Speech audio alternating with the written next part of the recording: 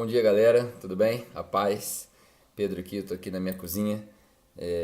Nós estamos começando uma fase nova na capela, onde muita gente está se descobrindo, está descobrindo o Evangelho, descobrindo a Bíblia. E eu já fiz isso há algum tempo atrás, isso que eu estou prestes a fazer agora. Não me lembro quanto tempo eu fiz, quanto tempo durou, mas eu comecei a postar umas devocionais, coisas simples. Até porque eu gosto muito de tecnologia, eu gosto dessas coisas, então eu acho válido usar dessa tecnologia para auxiliar, incentivar quem tiver disponível e quem quiser seguir.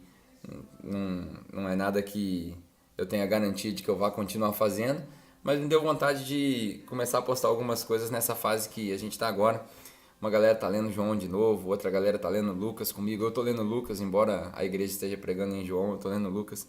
E essa manhã eu li Lucas capítulo 6, meu plano era ler de 6 a 10, não consegui sair do 6. Fiquei no 6, volta, li em inglês, preguei. Pra quem me conhece sabe que eu fico andando aqui em volta da minha casa, aqui na minha cozinha, e fico pregando pra mim mesmo.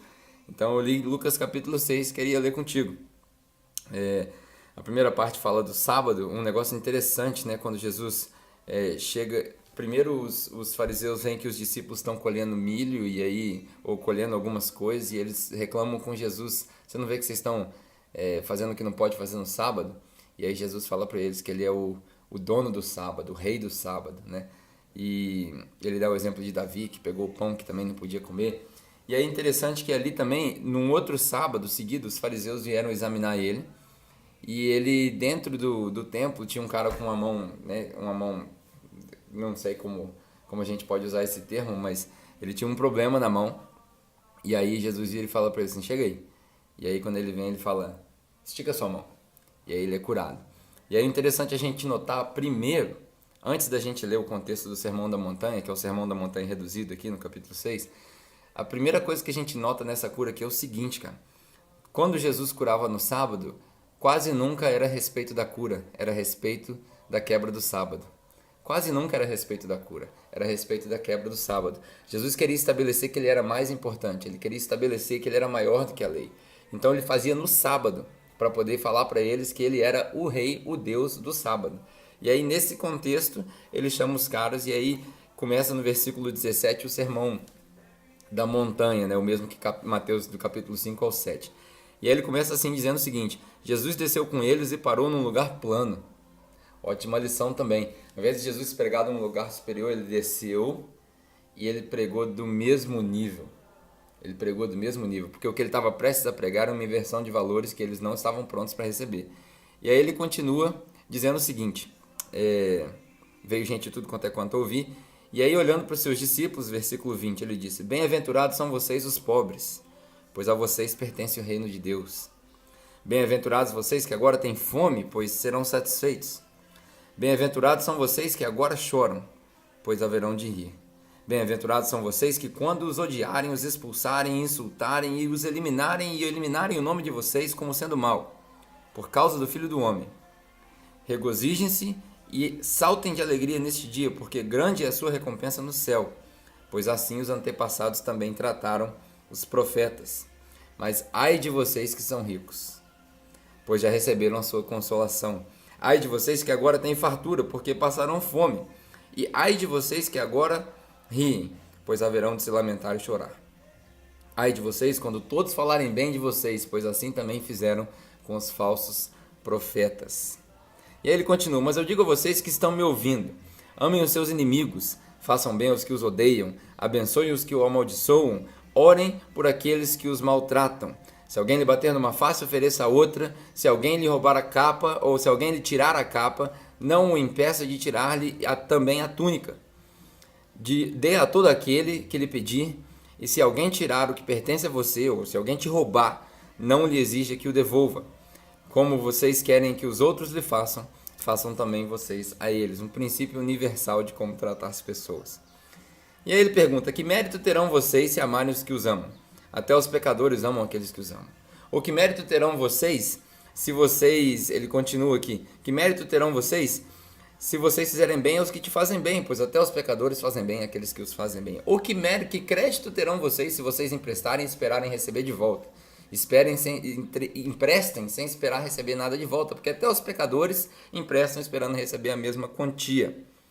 E aí, continuando no versículo 35. Amem, porém, seus inimigos, façam-lhes o bem, e lhes emprestem a eles, sem esperar receber nada de volta. Então a recompensa que terão será grande, e vocês serão filhos do Altíssimo, porque Ele é bondoso para os ingratos e os maus. Ele é misericordioso, assim como o Pai de vocês é misericordioso, sejam também vocês misericordiosos. E aí começa a parada punk agora. Não julguem, e vocês não serão julgados. Não condenem, e não serão condenados. Perdoem, e serão perdoados. Deem, e lhes será dado. Uma boa medida, calcada, sacudida, transbordante, será dada a vocês, pois a medida que usarem também será usada para medir vocês. E aí Jesus fez a seguinte comparação. Pode um cego guiar outro cego? Ou os dois cairão num buraco? Da mesma forma, o discípulo nunca é maior do que o mestre, mas quando o discípulo é totalmente treinado, ele se torna igual ao mestre. E aí ele pergunta, por que vocês me chamam de mestre e senhor e não fazem as coisas que eu mando? Olha que interessante. E aí ele continua dizendo, vou falar para vocês com quem vocês se parecem. Aqueles que põem as minhas palavras, que ouvem as minhas palavras e põem em prática, é semelhante à pessoa que constrói uma casa num firme fundamento ou sobre a rocha. Quando vem a tempestade, vem o vento, bate contra a casa e a casa não cai. Mas aquele que ouve as minhas palavras e não põe em prática, esse é semelhante ao cara que construiu a casa sem alicerce. Quando bateu o vento e a tempestade, a casa caiu e a ruína foi grande. Nenhuma árvore dá bom fruto, nenhuma árvore boa dá fruto ruim.